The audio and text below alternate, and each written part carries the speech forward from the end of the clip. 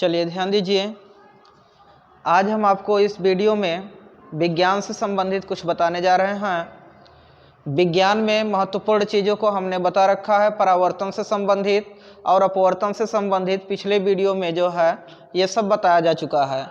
आज हम इनसे संबंधित जैसे उत्तल दर्पण, अवतल दर्पण का उपयोग कहाँ होता है, उत्तल लेंस और अवतल लेंस का उपयोग कहाँ होता है और लेंस की क्षमता क्या होती है।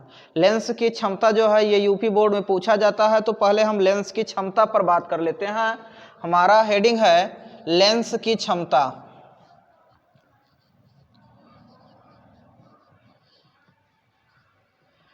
लेंस की जो क्षमता होती है वो क्या होती है, तो ध्यान दीजिए, किसी लेंस द्वारा प्रकाश किरणों को अपसरित अथवा अभिसरित करने की मात्रा उस लेंस की क्षमता होती है। ध्यान दीजिए, हमने आपको क्या बताया, किसी लेंस द्वारा प्रकाश किरणों को अभिसरित अथवा अपसरित करने की मात्रा जो होती है उस लेंस की क्षमता होती है। लेंस की क्षमता को प्रायः P से प्रदर्शित किया जाता है। लेंस की क्षमता को प्रायः किससे प्रदर्शित किया जाता है, P से। छोटा सा एकदम डिफिनीशन है, किसी लेंस द्वारा प्रकाश किरणों को अभिसरित अथवा अपसरित करने की जो मात्रा होती है वह उस लेंस की क्षमता पर डिपेंड होती है, उस लेंस की क्षमता पर आश्रित होती है। तो ध्यान दीजिए, लेंस की क्षमता को किससे हम प्रदर्शित करते हैं, P से प्रदर्शित करते हैं। या जो है हम दूसरी परिभाषा इसको दे सकते हैं कि किसी लेंस की क्षमता जो होती है उसके फोकस दूरी की व्युत्क्रम के बराबर होती है यदि उसकी फोकस दूरी मीटर में हो। यदि उस लेंस की फोकस दूरी मीटर में हो तो उस लेंस के फोकस दूरी के व्युत्क्रम के बराबर होता है उसकी क्या, लेंस की क्षमता। ध्यान दीजिए, ये लेंस की क्षमता है। लेंस की क्षमता का जो मात्रक होता है वो क्या होता है, लेंस की क्षमता का जो मात्रक होता है मात्रक डाईऑप्टर होता है। क्या होता है, डाईऑप्टर। लेंस की क्षमता का जो मात्रक होता है वो डाईऑप्टर होता है। ध्यान दीजिए, अब हम बात करते हैं थोड़ा सा कि इनका उपयोग कहाँ किया जाता है, किसका, लेंसों का और दर्पणों का। तो ध्यान दीजिए, सबसे पहले हम दर्पणों का उपयोग सीख लेते हैं। दर्पण में कितने हैं, आपको पढ़ाया जा चुका है। दर्पणों के उपयोग में दो प्रकार के दर्पण होते हैं। एक होता है आपका उत्तल दर्पण और एक होता है अवतल दर्पण।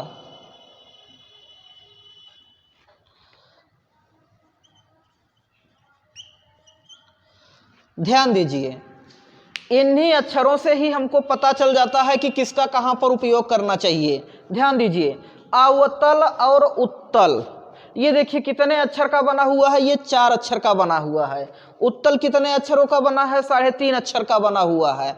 मतलब ये क्या है, छोटा है और ये क्या है, बड़ा है। आप लोगों ने देखा होगा कि जो जितना बड़ा होता है उतना बड़ा काम कर जाता है। तो उसी तरीके से यहाँ पर ध्यान दीजिए, ये छोटे हैं तो ये बड़े वस्तु को छोटा बनाने का काम करते हैं, ये बड़े वस्तुओं को छोटा सा बनाने का काम करते हैं। और ये अवतल जो होता है ये जो बड़े चीजों को जो है बड़ा बनाने का काम, छोटे चीजों को बड़ा बनाने का काम करता है। ध्यान दीजिए,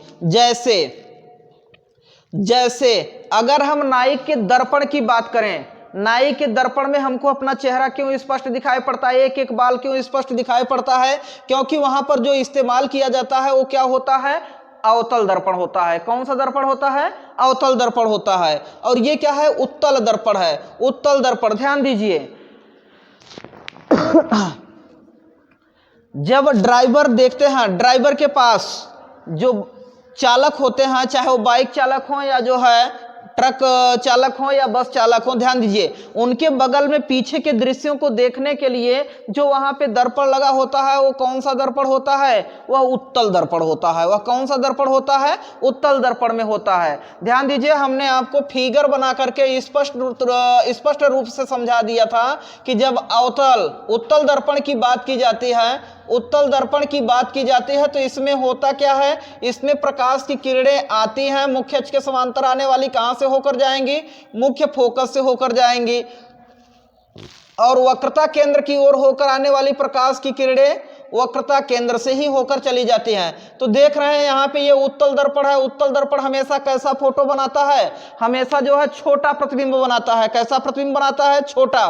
तो बड़े चीजों को छोटे रूप में देखने के लिए हम किसका इस्तेमाल करते हैं, उत्तल दर्पण का इस्तेमाल करते हैं। इसलिए ड्राइवर के बगल में साइड कांच जो लगा होता है, पीछे का दृश्य देखने के लिए वहां पे कौन सा दर्पण इस्तेमाल किया जाता है, उत्तल दर्पण इस्तेमाल किया जाता है। कौन सा दर्पण, उत्तल दर्पण। तो आप लोग केवल इतना माइंड में रखिए कि बड़े चीज को जब हमको छोटे में करके देखना होता है तो वहां पे उत्तल दर्पण का इस्तेमाल किया जाता है, और जबकि छोटे चीज को बड़े करके देखना होता है तो वहां पे अवतल दर्पण का इस्तेमाल किया जाता है। अब ध्यान दीजिए, हम आपको बताते हैं। इसमें हमने बता दिया कि इसमें जो है नाई का जो यहां पर लिया जाता है दर्पण, कौन सा दर्पण होगा, अवतल दर्पण होगा। उत्तल दर्पण का हमने एग्जांपल दे दिया, कौन सा जो है जो ड्राइवर के जो है साइड में जो है लगे होते हैं। अब ध्यान दो, इसमें और भी जो है जैसे आंख, कान, नाक, ये सब छोटी चीजें हैं। इनको देखने के लिए अगर दर्पण का इस्तेमाल किया जाता है तो कौन से दर्पण का इस्तेमाल होगा, अवतल दर्पण, क्योंकि ये छोटा है, इनको बड़ा करेंगे तब जाकर के दिखेगा। तो डॉक्टरी में जो है जो अवतल जो इस्तेमाल होता है दर्पण, वो कौन सा दर्पण होता है, अवतल दर्पण होता है। और भी ध्यान दीजिए, सर्च लाइट, बहुत दूर तक प्रकाश को एक साथ जो है पहुंचाने में कौन सा कार्य करता है, अवतल दर्पण होता है। कौन सा दर्पण होता है, अवतल दर्पण। तो ये रहा जो है दर्पणों का उपयोग, उत्तल दर्पण का उपयोग और अवतल दर्पण। मुख्य रूप से आप इतना ही जान लीजिए, जब बड़ी वस्तु को छोटा करके देखना होता है तो उत्तल दर्पण का इस्तेमाल किया जाता है, जबकि अवतल दर्पण का इस्तेमाल छोटी सी वस्तु को बड़ा करके देखने के लिए किया जाता है। तो ये था दर्पणों का उपयोग। अब हम आपको बताने जा रहे हैं लेंसों का उपयोग। लेंसों का उपयोग कहाँ किया जाता है, अपने जीवन काल में। तो ध्यान दीजिए, लेंस में भी दो लेंस हैं, एक उत्तल लेंस है और एक अवतल लेंस है। तो इनके नाम में ही छिपा हुआ है इनका कार्य। ध्यान दीजिए, उत्तल लेंस और अवतल लेंस। उत्तल लेंस को हम अभिसारी लेंस के नाम से भी जानते हैं और अवतल लेंस को अपसारी लेंस के नाम से भी जानते हैं। ध्यान दीजिएगा, अगर हम अपने जीवन काल की बात करें, अपने मानव जीवन काल की बात करें, तो इनका बहुत बड़ा योगदान है। मानव में, मानव नेत्र में दोष पाया जाता है। मानव नेत्र में दोष पाया जाता है, एक तो होता है निकट दृष्टि दोष होता है, एक तो होता है दूर दृष्टि दोष होता है। एक होता है निकट दृष्टि दोष और एक होता है आपका दूर दृष्टि दोष।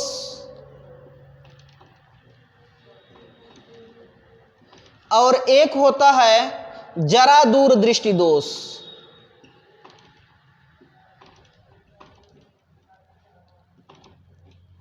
ध्यान दीजिए, हमारे नेत्र में निकट दृष्टि दोष हो जाता है, दूर दृष्टि दोष हो जाता है और जरा दृष्टि दोष हो जाता है। इनका जो है, इनका निवारण किसके माध्यम से किया जाता है, उत्तल लेंस के माध्यम से किया जाता है और अवतल लेंस के माध्यम से किया जाता है। तो ध्यान दीजिए, ये लेंस ही बताते हैं किस दोष को जो है दूर कर सकते हैं। तो देखिए, इसमें जब इसका हम प्रोनाउंस करेंगे तो हमको क्या बताता है, अवतल, अवतल बता रहा है। तो ऐसे इसमें अगर प्रोनाउंस करेंगे तो निकट। तो ध्यान दीजिए, अवतल निकट। तो कहने का मतलब अवतल लेंस का जो है उपयोग कहाँ किया जाता है, निकट दृष्टि दोष को दूर करने के लिए अवतल लेंस का उपयोग किया जाता है। अब इसमें पहला अक्षर आपका क्या है, उ। इसका देखिए यहाँ पे दू, उ, इसमें भी मात्रा लगा है तो किसका लगा है, उ का लगा हुआ है। तो दूर दृष्टि दोष का जो है निवारण करने के लिए किस लेंस का उपयोग किया जाता है, उत्तल लेंस का उपयोग किया जाता है। दूर दृष्टि दोष का निवारण करने के लिए किसका उपयोग किया जाता है, उत्तल लेंस का जो है उपयोग किया जाता है। अब ये भी दूर दृष्टि दोष है तो ये भी दूर दृष्टि दोष है, तो इसके लिए भी किसका उपयोग किया जाएगा, इसके लिए भी उत्तल लेंस का ही उपयोग किया जाता है। अब हम आपको बता देते हैं निकट दृष्टि दोष क्या है और दूर दृष्टि दोष क्या है। निकट दृष्टि दोष, ध्यान दीजिएगा, नाम से ही इसका पूरा पूरा जो है परिभाषा निकल आएगा। जस्ट विपरीत हम बात करते हैं। निकट दृष्टि दोष क्या है? मानव नेत्र का वह दोष जिसमें निकट की वस्तुएं स्पष्ट दिखाई पड़ती हैं किंतु दूर की वस्तुएं स्पष्ट दिखाई नहीं पड़ती, उसे निकट दृष्टि दोष कहा जाता है। ध्यान दीजिएगा, जस्ट विपरीत बात होती है। जब निकट की वस्तुएं स्पष्ट दिखाई पड़ती हैं किंतु दूर की वस्तुएं स्पष्ट नहीं दिखाई पड़ती तो इस दोष को निकट दृष्टि दोष के नाम से जाना जाता है। और दूर दृष्टि दोष की बात करें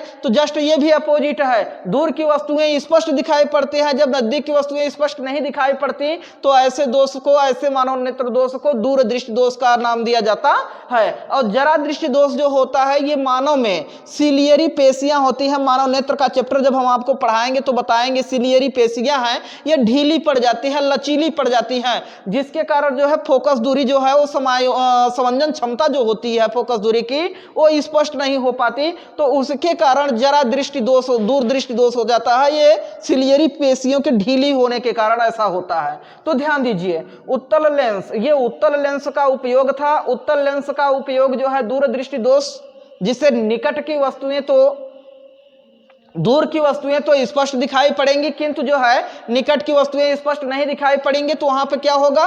दूर दृष्टि दोष होगा। निकट दृष्टि दोष, जब नजदीक की वस्तुएं स्पष्ट दिखाई पड़ती हैं किंतु दूर की जो है वस्तुएं स्पष्ट नहीं दिखाई पड़ती तो उसको जो है निकट दृष्टि दोष कहा जाता है। जस्ट अपोजिट है। निकट दृष्टि दोष मतलब दूर की वस्तुएं स्पष्ट नहीं दिखाई पड़ेगा, और दूर दृष्टि दोष का मतलब निकट की वस्तुएं जो है दिखाई नहीं पड़ेगा। और जरा दृष्टि, दूर दृष्टि दोष क्या है? ये तो जो है सिलियरी पेशियों के जो है ढीली पड़ जाने के कारण ऐसा होता है। तो ध्यान दीजिए, इनका निवारण कौन करता है? उत्तल लेंस। ये खुद ये बता रहा है कि हमको उत्तल लेंस चाहिए। ये खुद ये बता रहा है कि हमको अवतल लेंस चाहिए। निकट दृष्टि दोष का निवारण अवतल लेंस के माध्यम से किया जाता है और दूर दृष्टि दोष का निवारण जो है उत्तल लेंस के माध्यम से किया जाता है। ये हमने आपको आज महत्वपूर्ण टॉपिक बताया है कि अवतल दर्पण और उत्तल दर्पण का उपयोग कहाँ किया जाता है, और इसके साथ साथ हमने बता दिया कि उत्तल लेंस और अवतल लेंस का भी उपयोग कहाँ किया जाता है, और निकट दृष्टि दोष क्या है, दूर दृष्टि दोष क्या है। अब इसके आगे जब हम पढ़ेंगे तो हम पढ़ेंगे मानव नेत्र। मानव नेत्र आपके लिए बहुत इंपॉर्टेंट चैप्टर है। इसके विषय में आपको बताया जाएगा और उसकी पूरी संरचना दिखाई जाएगी, जो कि अगले वीडियो में होगा।